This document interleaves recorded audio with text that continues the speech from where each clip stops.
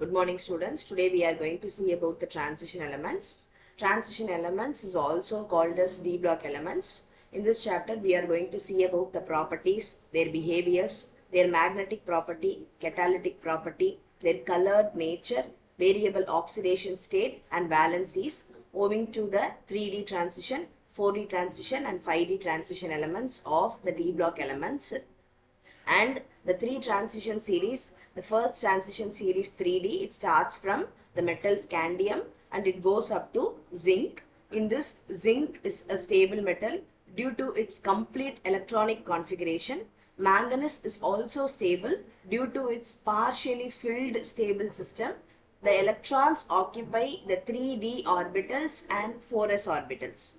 The second transition series, the metal starts from yttrium and goes up to cadmium, where all the elements are behaving as colored elements due to their transition series.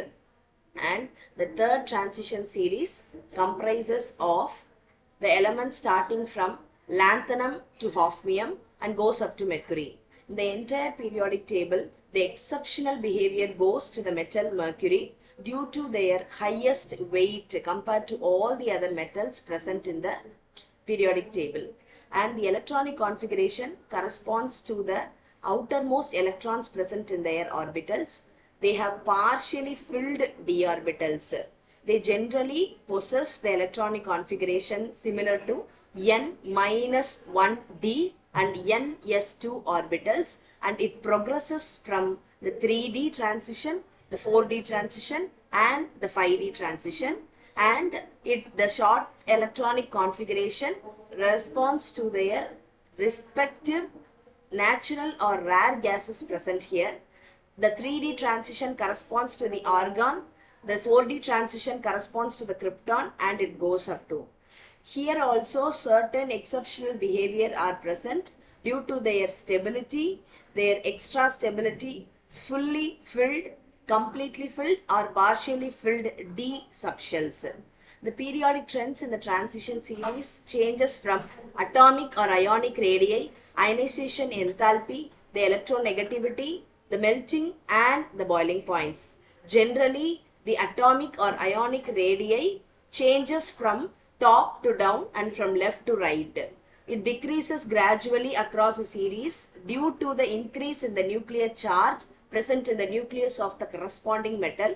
The third series elements has similar radii, and compared to the second series elements, due to the influence of inner transition or lanthanide contraction, the atomic or ionic radii changes. The ionization enthalpy generally has an increasing trend across a series, but compared to the others, it relatively small due to the increase in the shielding electrons of the d orbitals.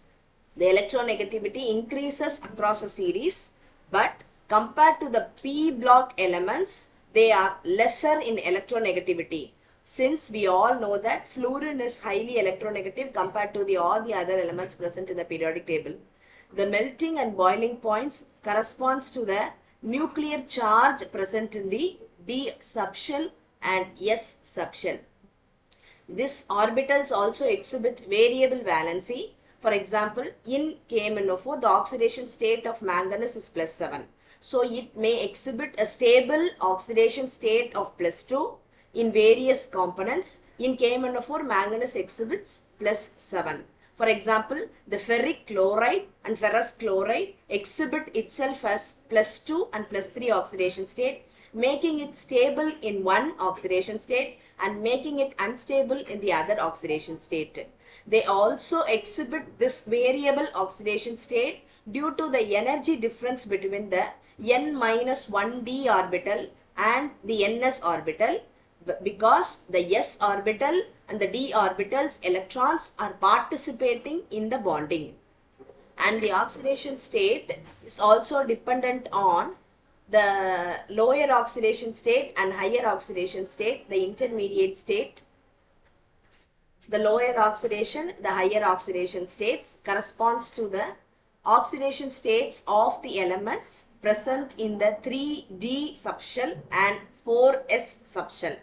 +2 and +3 states are common and stable, because they involve only the s electrons and they are responsible for the ionic character of the complex, the compound or the element individually. The higher oxidation corresponds to the +6, +7, +8. For example, chromium, manganese, osmium exhibit higher oxidation state. As we all know, chromium is stable in +2 oxidation state, +3 oxidation state and +6 oxidation state. We can convert hexavalent chromium to trivalent chromium by various means of reactions. The more covalent character, lower the stability. The more covalent character, lower the stability. On the contrary, this phenomena changes along the period. This phenomena applies across the series and not along the series. Compared to the lower and higher oxidation state, the intermediate states like +3, +4, +6 depends upon the electronic configuration of the individual element and the surrounding nature of the element. For example, as I said in the earlier session, manganese can exhibit oxidation state up to +7. Similar is the case with vanadium. Vanadium can exhibit +2, +3, +5 and even +6. As we all know, vanadium pentoxide is highly useful for various biological processes. And depending upon the oxidation state, not only it stabilizes, owing to the oxidation state, the color is also a similar and special property of transition elements. The transition elements got their name due to the splitting of d orbitals and the unpaired electrons present in the d orbitals and visible light absorption owing to the charge transfer nature. Due to this charge transfer nature, the ligand to metal charge transfer and metal to ligand charge transfer taking place, giving rise to various complexes. As we all know, for the cancer, platinum is only responsible for killing the cancer cells. Similar work can be done with gold nanoparticles and silver nanoparticles, osmium nanoparticles and ruthenium nanoparticles. All these are corresponding to the charge transfer nature of these elements. They are also responsible for the d-d transition. When the ligand attaches itself to the d orbitals, they have the nature to splitting up into different energy levels, which means the electrons can jump from the splitted d orbitals to the next orbital, similarly 4s. Thereby the visible light is observed and the charge transfer taking place and giving rise to in the UV visible spectrum above 400 nanometer. The unpaired d electrons, the splitting of d orbitals and visible light absorption on the whole is responsible for the colored nature. I have quoted some examples as we have seen in the slide. The copper hexahydrate complex exhibit blue in color. Nickel hexahydrate complex exhibit green in color. On the other hand, the cobalt hexahydrate complex is pink in color.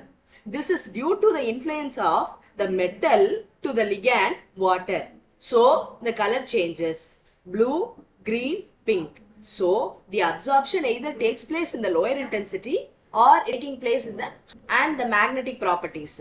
Due to the color, oxidation state and valency, the magnetic property is also same. As we all know, paramagnetism corresponds to the unpaired electrons present. Diamagnetism corresponds to the paired electrons present. Paramagnetism occurs with the increased number of unpaired electrons. Diamagnetism occurs with the increased number of paired, or whenever the electrons are paired, it is said to be diamagnetic in nature.